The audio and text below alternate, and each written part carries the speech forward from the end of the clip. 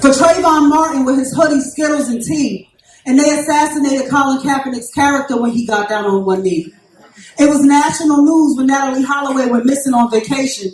But not enough noise was made when they killed Oscar Grant at that train station.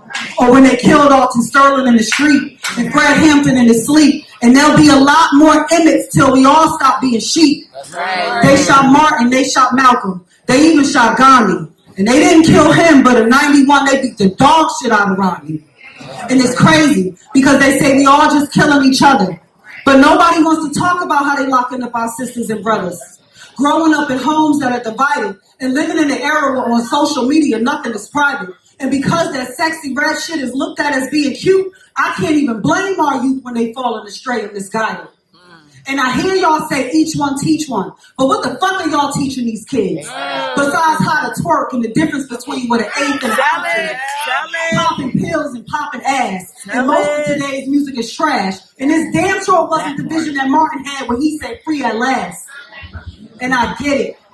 Being black is like being at one of the most lit parties of your life. But every now and again, it's going to be a shootout or a fight or a lynching or a hose. And fighting back is the difference between a closed casket and just a bloody nose. And I suppose that nobody knows why everybody want to be a nigga, but don't nobody want to be a nigga like Mooney said in his shows. We sat, we marched, we walked, we cried. And how many more hashtags do y'all need before you open up your eyes and realize they about to draft our boys off to their demise? That shit don't make y'all instantly want to cry? Imagine it. Your son getting called to a war for a country that don't even have his back. Where he'll never be looked at as good enough because his skin is brown.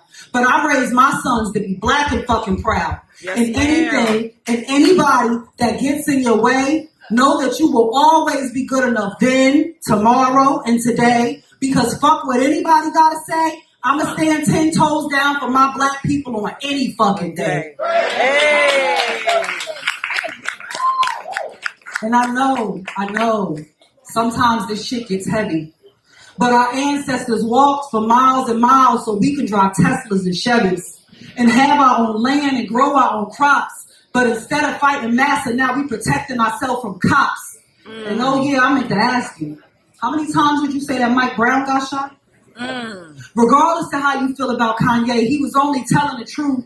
Even if you in a binge, you still a nigga in a coop. And there's too many of us congregated in the same place, whether it's one of us or a group.